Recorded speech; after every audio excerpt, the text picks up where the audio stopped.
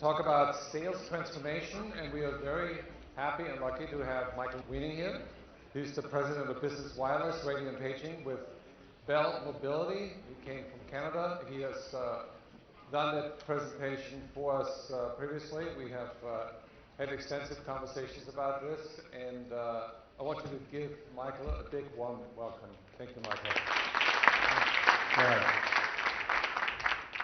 Vice President, but hey, who's counting? You know, it's funny, after the presentation with Tom this morning, you know, the first thing I did was I ran back to my room and I said, oh my gosh, you know, I've broken all of his rules. And I need to hire him. That's another thing. But I've broken all his rules. So the first thing I did was I ran back to my room and I added a slide. And the slide I added has pictures. I was also contemplating differentiating myself in this presentation by not wearing my jacket, but thought that was a little bit crazy. So the first thing is to know about me is that I've never been to Hollywood, nor have I ever been produced. That being said, I run the wireless organization for Bell Mobility, which covers enterprise, medium, small business, and we have a consumer direct call center. It's roughly 775 people all up, including my sales operations team, and roughly about $900 million worth of revenue. Prior to that, I worked for Microsoft. I was recruited from Canada. Again, I'm a Canadian, where I was running the communications sector in Canada. We moved ourselves to the top region in the world, and they asked me to move to the United Kingdom because I indicated that I was interested in international. And I took over the same business, which was my second sales transformation and a great learning experience, and something I'm going to reference nonstop through this, and led me into the Bell job around how to change a business. You know, from an anecdote point of view, I should have known what I was getting into when I moved to the United Kingdom, and the way it worked was that Canada was #1 and the UK was number 13, so they asked me to go take over 13 and fix it. On my very first day, I walked into the office, and it was early in the morning for Brits, which is about 7:30, and there was no one in the office, and I had to go to the washroom. So I was walking around, and it's a very complex building. I couldn't find a bathroom, and this fellow comes walking by, and I stopped and I said, excuse me, I said, can you tell me where the washroom is? And he looked at me and he goes, well, Yank. He goes, we don't call it a washroom, we call it a toilet, and it's right there. So I should have known what I was in for, but it was a great learning experience, and what it helped me understand is that what does it take to actually transform a sales organization? And one last point as an homage to Tom, this is the last build you're going to see on my deck, because all the other ones I made before he showed up. So what is a sales transformation? You know, a sales transformation isn't about just taking a bad business that's completely broken and fixing it. A sales transformation can happen at any time in a sales cycle. It can be taking a bad business and making it good and then taking it to great, or it can take a good business in the middle of a cycle and recognizing that you need to change your organization and go to a different level. It's something that's can be applied at any point in time, and you can leave right now, and having been in the same job for 3 years, transform your business by leaving here and looking at some of the ways that you do your business. What I found very interesting is that there's very little information that's written around how to do a sales transformation. There's lots of books written around how to be a great leader, how to be a great manager, how to sell lots of stuff to people, but no one really talks about how you enter a business and really take it from bad to good or good to great. And what I found as I've gone through this for 3 times, sales transformations get really messy, and the reason why they get really messy is because often people don't think about how do you build a plan to change a business. In my experience, what often happens is that when someone gets promoted, and that's from going from sales rep to a manager, or a manager to a director, or a director to a vice president, what happens is the pressure on the business, because we're a sales organization, and it's all about numbers, numbers, numbers, numbers. The pressure that starts right from the very first day often sidetracks them. And it takes them into a place where they just try to get busy really fast. And they don't actually take a step back and say, you know what? How is it that I'm actually going to evolve that business over time while dealing with that pressure, that differentiator? And one of the key things that I tell all my salespeople, and that I tell all my leaders and GMs, is it will differentiate you from your competition, or you from someone who's not very good to be great, is around having a plan. You know, and I keep alluding to this 1979 study at Harvard, which they took all the people who were exiting their MBA program and they asked them one question: do you have goals And with those goals, do you have a plan? And the stats are like mind-blowing, and they're just as relevant today. The people who had a plan or had goals were were twice as successful as the ones who didn't. The people who had goals and a plan were 10 times more successful than the 97% of people who they had graduated with. So it's all about taking a step back and understanding that as you enter the business, as you enter that job, you really need to think about what's your plan. And so what I'm going to propose is not perfect. It's, as I mentioned, I've been through 3 sales transformations. I've been through some really ugly situations. And this is just a proposed framework on how to enter a business or how to take your existing business, really take a good look and drive a strategy that will take you long-term to the next level.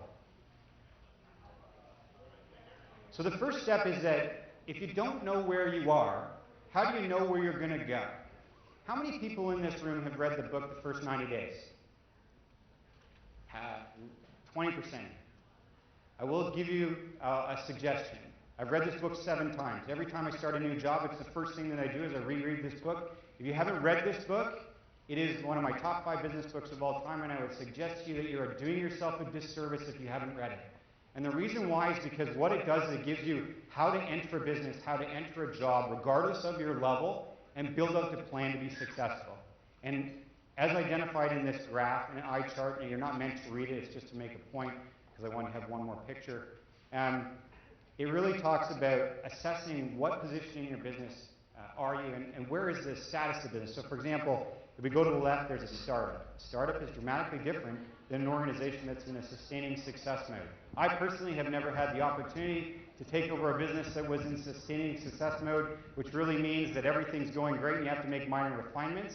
But I hope at some point in my career that comes along. And what I generally get thrown into is what most of us know about, which is a turnaround situation, which is the house is on fire, growth is in the negatives or not where they have to be, morale is low, customers are unhappy. And that's what I took over 2 years ago. And in each scenario within this framework, what it does is it gives you the pitfalls and some of the objections and issues that you're going to face, so you can really start to think about, as you question and understand your business, what is it that you have to do to be successful? For example, in what they call a realignment scenario, that's where the organization used to be successful and has now moved into a situation where that success is declining, but people aren't acknowledging it. And what becomes your biggest issue in a realignment scenario is the fact that people won't accept that change has to happen. So you have to spend an inordinate amount of time convincing your stakeholders, your executives, and even your team that they actually need to change because they're all thinking everything's tickety-boo. So it's a great framework to give you an assessment model. The other part I would say is that it also sets you up with what you need to do on how to build a great plan. And that's asking a lot of questions and doing a lot of listening. If you haven't read the book, one more book reference, and that's How the Mighty Fall, which is Jim Collins' next book in his After Good to Great. And when I read it, I thought it was just simply going to be a diatribe on him explaining why Good to Great isn't no longer relevant, considering the fact that half the companies he referred to in the past have gone bankrupt or on the verge of it, which is actually in the first chapter. He talks a lot about Fannie Mae and how it used to be great and isn't anymore. But the most important point he makes in there is that as you assess these different situations, you have to understand that the ones who are successful in great companies aren't the flashy CEOs like Fiona, Carly from HP, and some of the others who come in and they throw that Hail Mary pass and they change the whole culture instantaneously, and they send everybody into this massive dither, and they're all upside down, and they don't really know what's going on, but all my values are different, and my whole company's going to change, and we're going to save the world after being, falling into disarray. And those ones always come and go, and you're never successful. What he refers to is that the ones who are successful are like Lou Gerstner from IBM and a few others who are very quiet, ask a lot of questions, and start focusing on fixing the engine. And there is no Hail Mary situation. There is no big change. It's all about gradual change over time. And the pace is different. You have to understand where you are, and this really helps you out. With me, when I try to ascertain where I am inside a business, what is the status? Are we in a turnaround, realignment, or one of the other ones? I assess it along 5 pillars. And so I thought to give you an example of how I assess. And I really assess across these 5. So growth. What are the growth strategies to change the business? The second one is what's the status of the people? So what kind of team do you have? Who are your leaders? In my existing business, when I first took over, I have 8 general managers on my team, of which 6 were vacant positions. My 2 largest organizations hadn't had leaders for 14 and 18 months. And my other leader, who had been with the company, was my most successful leader, was on his third interview with another company to leave. So going through and understanding what the quality of your team is and how everything's working is very important. I'm going to deep dive a little bit on that. What's the status of relationship with your customers? Do you understand how you measure customer satisfaction? Are they happy? Are they loyal? All the different elements. Partnerships. If you're a direct organization or a channel organization or an organization that operates through retailers, what's the status of your partnerships? Who is it in the organization that allows you to scale, and what are the levers that you can pull in that group? And then the last one is operations. And this is really about how does your business function every day. I'm going to deep dive into that. But the key thing is over those first 60 days as you build out your 90-day plan, the first 60 days is about listening. And as I said, avoid jumping into solutions right off the bat. And I'll give you one other example of a mistake that I've made more times than I'm proud to say, which is don't use words like, I used to do it this way. And I'll give you an example of where that really nipped me when I moved to the UK. Having come from the #1 subsidiary in the world and then moving to the number 13 subsidiary in the world, in my first couple of months, I figured I knew it all. I've already done it once. This is just 2.5 times the size. Why can't I take the things that I did here and just apply them here, and they'll all work, and everything will be great, and over a 1-year period will become the best. The problem was when I started to implement some of those changes, I used to say, well, this is how I used to do it in Canada, and so let's just do it this way. And the reality is that, first of all, that alienates everybody, because no one likes to hear that the way that they're doing it today is bad or stupid or not as good, and it also brings into place real question in their pride. And so I would caution against that because it's very dangerous. And again, that's back to the whole, pick a cliche around how much you talk versus how much you listen. But if we go through the cycle, the first 60 days all about listening, and it really generally rolls out like this. First 30 days asking a lot of questions, starting to understand. The next 30 days is around starting to take that information and collate it. I'm going to walk through how I've done it. And then the last 30 days is around building a plan and getting everybody involved to make that plan successful longer term. To give you a couple examples of how I do it, and you're not meant to read this. This is, and I will make it available. So I know I win iChart of the session award. What I've done, and I'm willing to share this, I'll give you my email address at the back. I think I've shared this PowerPoint with probably 50 different people. And it's just a sample generic overview of how I would actually enter into a business and what are the steps that I would take and some of the questions that I would ask. The reason why I put this into a PowerPoint template is because it becomes my walking deck. It becomes how I talk to other executives who I'm working with, how I talk to my team, so that they understand what are the things that are important and what are the questions that I'm going to ask and why I'm asking them. So in this case, when I start going through people, the key questions I start to ask, and I'm going to give you the example when I joined Bell 2 years ago, first thing was I walked everybody through my 90-day plan, and I was very, very transparent. Transparency through a sales transformation is so incredibly important because everybody's watching you and trying to understand what are you going to do. Are you here just to cut the sales force in half? How are you going to screw up my paycheck if you're a sales rep? So you have to be very transparent. So I put the good, the bad, and the ugly. I put everything up there and I said, over my 90 days, here's my plan, here's what I'm going to be questioning on, and these are the reasons why I'm asking all these questions. So the first thing is I introduce myself to the business. I actually went on a road tour across Canada. I met every single team and stood up, showed them my 90-day plan, was very transparent as to who I was as an individual, so shared my history, I shared my business values, and I also shared information about my family so that people could connect. And then what I did was I also took the time to do skip level one-on-ones. I don't know if people who know what a skip level one-on-one is, but that means going a level down below my leaders. So starting to get out with them, do one-on-ones, ask them questions, how are things going, and start to really understand the organization. The second thing I did was I asked everybody for a vitality curve, and this always scares everybody. What a vitality curve is, if you're not familiar with it, is a GE scale. Does anyone know what a vitality curve is? Anyone? The vitality curve was invented by GE, and what it is a really simple graph. And it is a very, very interesting experience to go through with your directors and your general managers.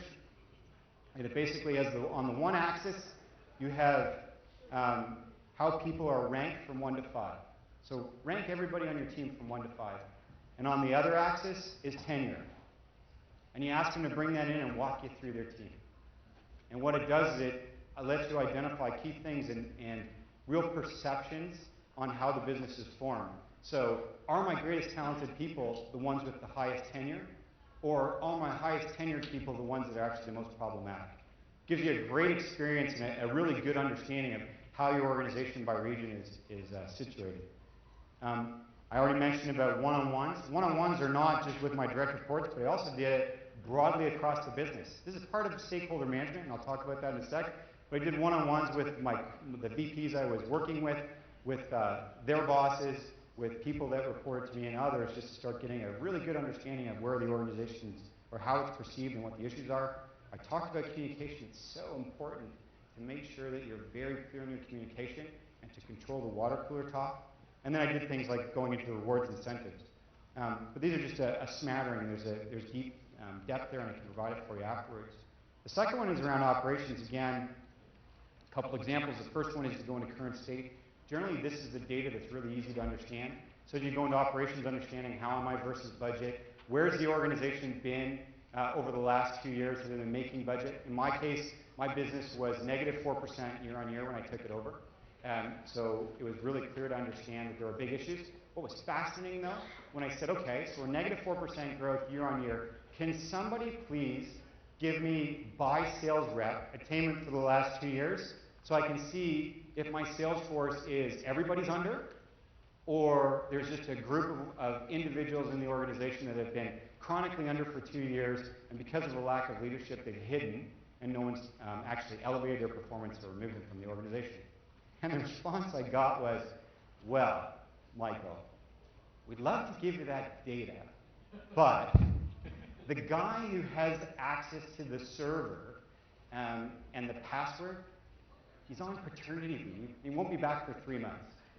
And so we don't really know how to get to the data, which just led me down a deep dive on how do we as an organization manage data, what are our compensation systems, and all those other things. So it's very important to take the time to understand how your organization runs, which is the second element, which is around key execution processes and metrics. The business that I took over, when I first started, we had no automation of forecasting, even though Salesforce.com was heavily invested in and prevalent in our business. We had no metrics, as I just identified, with salespeople. The quota setting method was a disaster, and on and on and on. The reality was it had no process. So there's 2 ways to look at that. One way to look at that is say, oh my goodness, what have I got myself into? The other way to look at it is, wow, what a great opportunity. We get to create everything from scratch, is what we did. And then the last point is really important about operations, and it comes through in your questioning, is what's the level of noise in your organization from operations? In a previous organization that I worked with, there was huge amounts of noise, because even though the organization had spent hundreds of millions of dollars on a certain installation of a certain CRM system, nothing was automated. And so I still remember when we did the first customer survey, and that company started surveys aggressively back like 6 or 7 years ago. And what happened was everybody had their information in the CRM system, and the company built a special portal for customer surveys. And they would extract all the data, put it in Excel, spread it out to the sales reps. You have to do all this kind of manual work. They would import it into another system, and then you'd go to the portal, and it would all be wrong, and you have to go back and on and on and on. So it was just a nightmare. And so you really need to take a good look and say, where are some quick wins in your organization where you can automate fast? And obviously sales reps, the great thing about doing those one-on-ones, spending time in town halls and getting them to give you the feedback, is no one's afraid once you open the door to start giving you candid feedback. And you'll get themes. I'm going to cover the last one, which is around strategy. The first question asked, is there a strategy? In a lot of organizations, there is no growth strategy. They just kind of go from quarter to quarter, and they have some big overarching organizational strategies, but down to the divisional level, the strategies don't exist. So in our organization, we have amazing strategies. We have 5 very clear mantras that the organization called the strategic imperatives that everybody goes to and that everybody follows, but they had not been translated into our business. So for me, the strategy didn't exist. And so what we spent a lot of time questioning and understanding is that if we were to build a strategy, which we have to, what would be the key inputs that we would look to actually help us drive that strategy. And so what are the inter-organizational models? How do we engage with our partners? How do we engage with other product pricing, all the different groups? What's our competitive landscape? There's all kinds of literature written on growth strategy that you can review, but it's all about asking the questions so you can understand the lay of the land and make the decisions on where you go with your growth strategy. So the next stage in this process for me was that at the end of 60 days, I warned my team and I said, I'm going to do the brain dump. And they said, what's the brain dump? And I said, the brain dump is I'm going to disappear for 2 days, but you're going to get lots of archaic questions from me. They're randomly going to come out, and I may call you, I may send you an email, but I'm going to ask you all these questions, and you're going to ask me why is he asking those questions, and the reason why is because I'm trying to collate my thoughts over 60 days. And you can do this at 30 days. It depends on the size of the organization. Again, I have a huge organization, so I did it at the 60-day mark. But you have to come to this point where you collect it all together, and you decide what are you going to do with it. Because if you just ask a lot of questions and don't do something with it, then what your organization is going to say to you is, boy, you've been harassing us a lot and asking a lot of questions, but what are we going to do about it? And so I took 2 days, I stayed in my home office, and I took the structure. And the structure very simply was I took the tops were wrong, but I took the category, which is my 5 pillars: growth, customer, team, and all the different elements. And then I said, okay, what's the priority? So what's the issue that we face? What's the current state? What are some of the implications of that current state? So for example, one of the implications on not having a standardized forecasting process is that when I first started, my team was forecasting up to 3 times a week, all manually on Excel spreadsheets. So the productivity impact was huge. And people felt that because they were busy, they were making progress, but they sure weren't. And then I identified what I thought was the future state. I identified what I thought would be an action plan. And then I put a status beside it. But this was just mine. This is what I was thinking. And the reality is I've learned lots, is that I can also be very wrong. And so what I did was I took the next step is I brought my GMs together and I said, okay, here's what I think. And what we did was we spent the day going through these 72 priorities, and we actually said, Michael, this is right. This is wrong. You're actually kind of right, but here's how I would change it. And then we brainstormed and talked about what would be the action plans and how we're going to do it. But most importantly, we prioritized. And so we as an organization decided, you know what? In each pillar, because you can't do everything, and there's always this propensity to do everything, in each pillar, we identified what are the key things that we were going to do to define success in that coming 6 months, and then the next 12 months and the next 12 months. And so we prioritized. And then I took that, and I made it prettier, as you can see below it, and I went to my stakeholders. And I will tell you, I think one of the most important things through any transformation, again, whether it's a big transformation, a small transformation, taking on a manager's job, director's job, or a vice president's job, stakeholder management is probably one of the biggest things I would encourage you to be very focused on, because most people don't think about it. And I'll tell you, it's the biggest mistake I've made in my career. When I joined the UK, I'm going to go back to the UK, because it was a great breeding ground for lots of the lessons that I learned in very painful ways. I didn't manage my stakeholders. And I managed my team very well. And your team are stakeholders, because if they're not bought into change, if they're not bought into the current state and where we're going to go longer term, they won't follow you, and that change that you're pushing through the organization will not be sustainable. It will be, they will smile, they will do it while you're around, and then they will ignore you and go back to their old habits because they think that's the right way. So you have to build, your stakeholder engagement from a team point of view and make sure that they're on board. This is back to the whole on the bus, off the bus approach. But what I didn't do was I actually didn't take the time to go to my peer group, the GM of the subsidiary and others. And so what I thought, naively, was that if I do a really good job with my team and plow away like mad and change it and grow it and fix all the things that we're doing, everybody will be happy. The problem is, what happened was that while we went through all this change, it created noise through the subsidiary. And everyone started to think that I was a bit of the Canadian madman. Because what happens is that if you don't control communication and help people understand what you're doing, what they do is they make it up. All they do is they say, I hear there's a whole bunch of stuff going on there. I have no idea because I'm not personally involved. But you know what? Through the water cooler, we're going to make stuff up, and here's what our perception is going to be. And I didn't take the time to really manage that perception, and it hurt my team and it hurt myself. Because I remember, and it was a stark experience, where I actually I bumped into the GM and he says, "What the heck's going on over there?" He goes, "Because I'm just hearing a lot of noise." And the noise was actually just from one person who was extremely unhappy with the change because they were a low performer, and they were very vocal about it, and we weren't actually managing the stakeholders. So it was a very, very important lesson. The other thing is, by managing the stakeholders and helping them understand what it is that you're trying to achieve, they also start to buy into, as a team, what has to be done to be successful longer term. I have a saying in my team, and I say this to my sales reps all the time: the lone wolf gets shot. Because it's true. The only wolves that ever get shot are not the one who are in the pack. It's the one who's off by himself and ends up in a city or something like that. You have to stay together as a group. And if you want to avoid the nightmare of a sales transformation is, he or she's been in the business for 3 months, why aren't all the sales changing? Because, depending on the size of your business, it takes a certain amount of period to change an organization. You have to be actively communicating and saying, here's the magnitude of the problem. Here's how everybody can contribute to fixing that problem, and here's how we work together as a group to be successful longer term. And so I talked about fixing the water cooler. And I'll give you one more tip.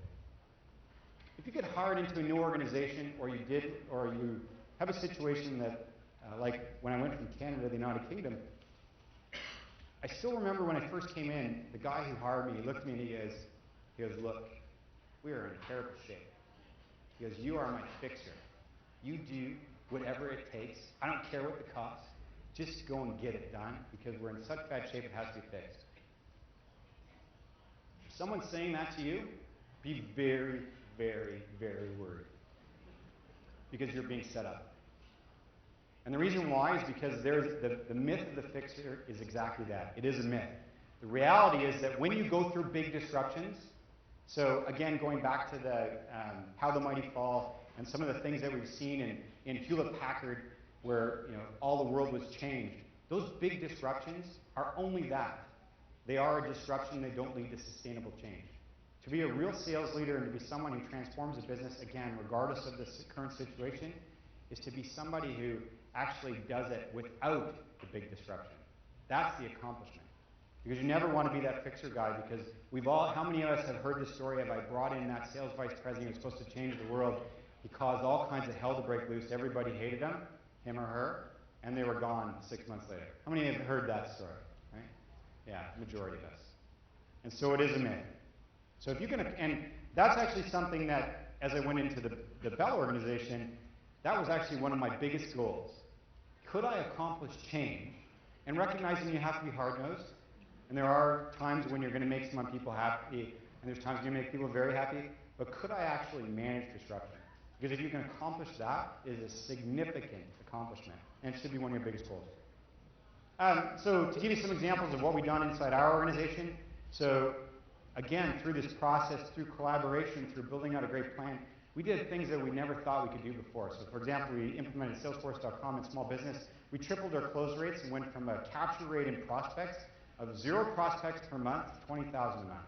And what that meant is that when my small business sales organization, which is a couple hundred people, we used to call into a customer, what would happen was that marketing would load up a dialer, and we'd call the customer and we'd say, "Hello, we don't know who you are, but we don't know who you're currently with. So who are you with?" And say, "Oh, I've got 5 phones and I'm with this company," and all that kind of stuff. They go through their process, they try to sell them, and then the customer says, "Well, I'm not ready yet, but I'd like to do it 6 months from now."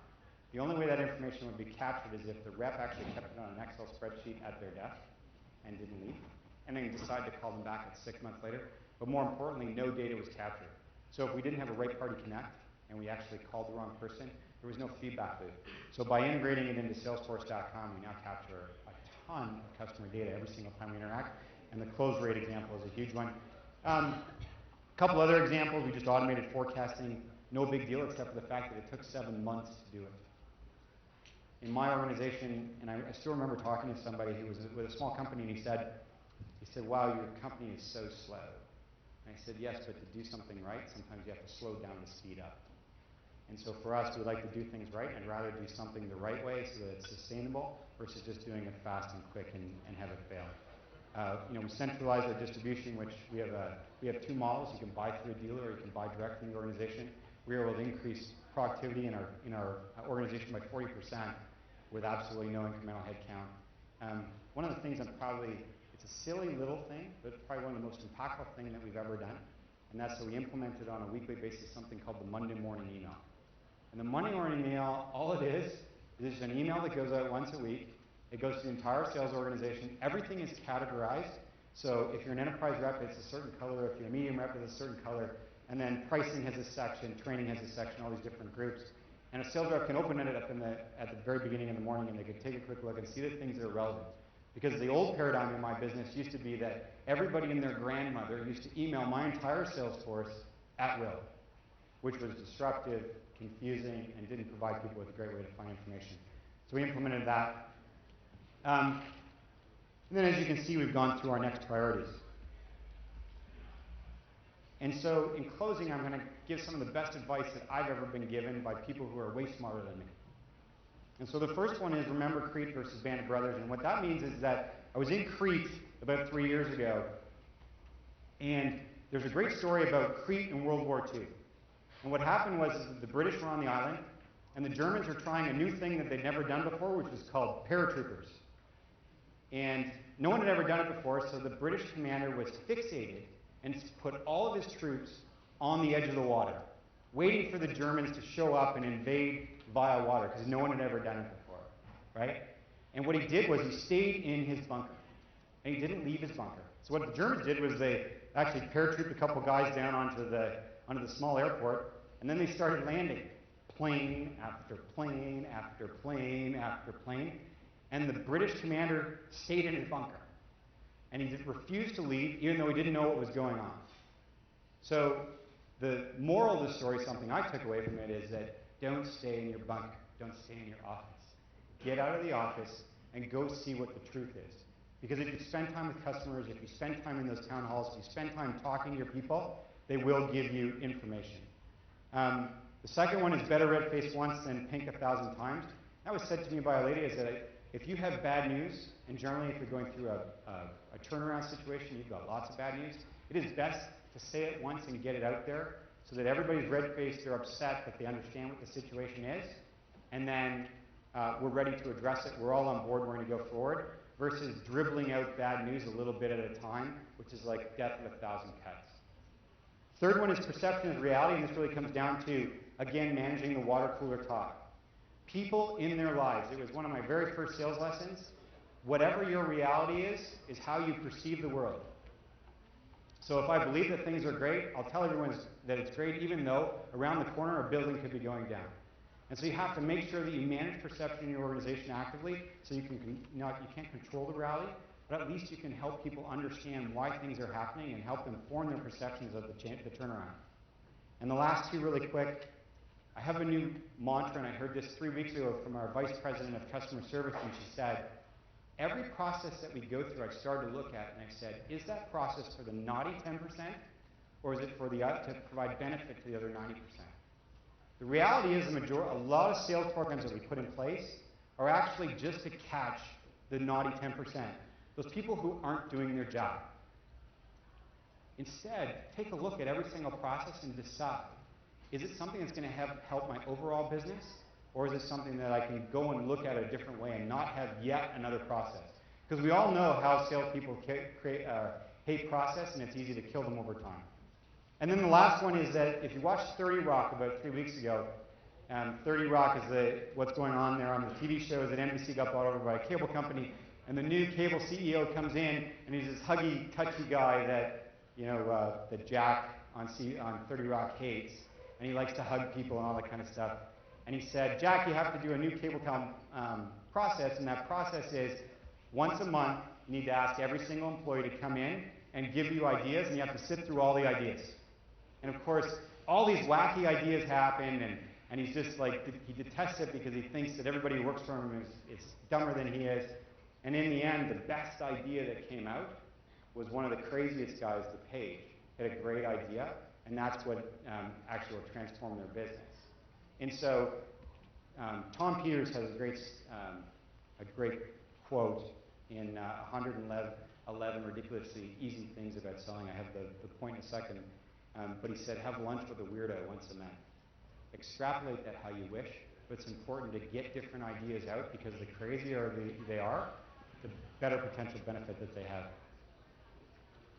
And in closing, I'm exactly at 0.00 minutes left.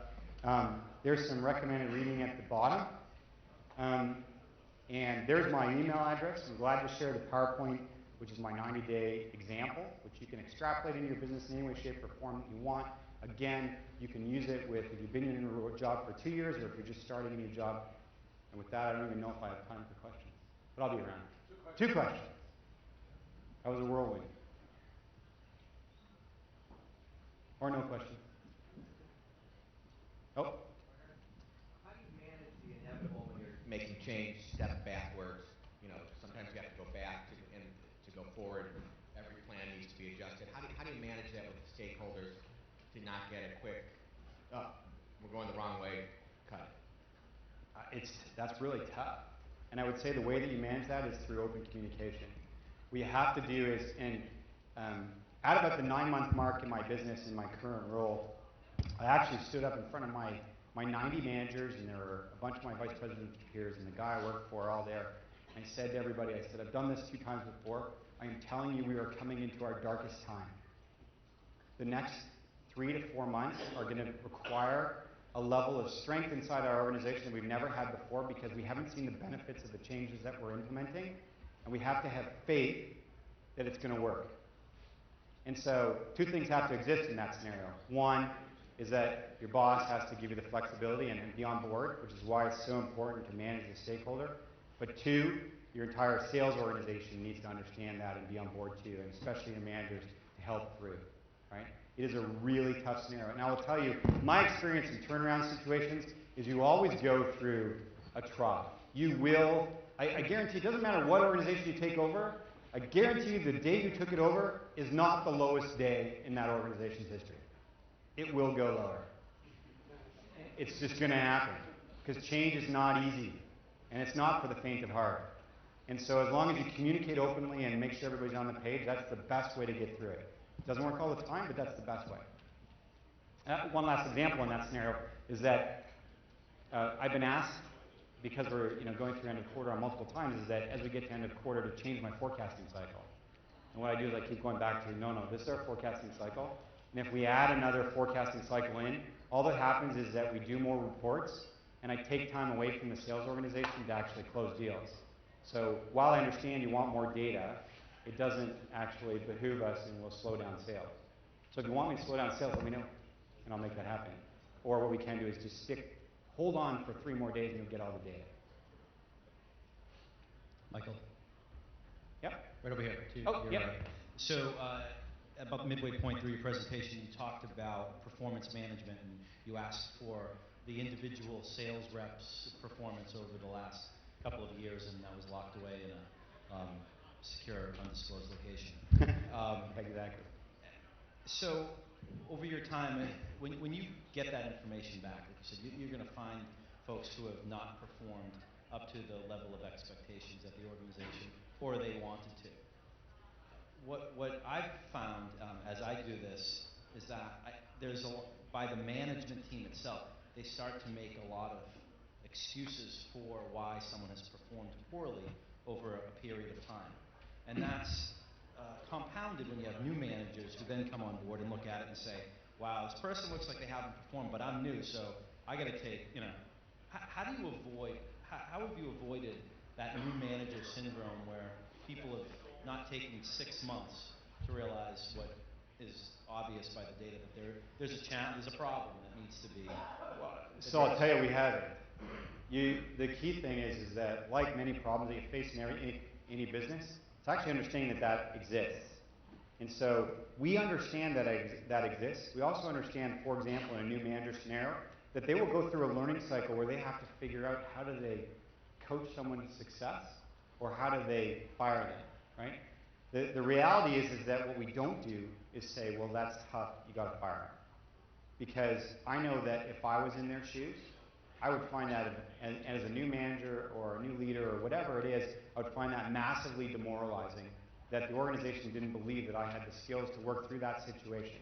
So all that we do is, the first thing is we have performance rigor. So we report on a regular basis and track the individuals. We have a stack ranking capability, and we review it on a regular basis, and we look for trending. And then what happens is then we dig down, and the director and the manager or the team leader, whoever it is responsible for coaching through that scenario.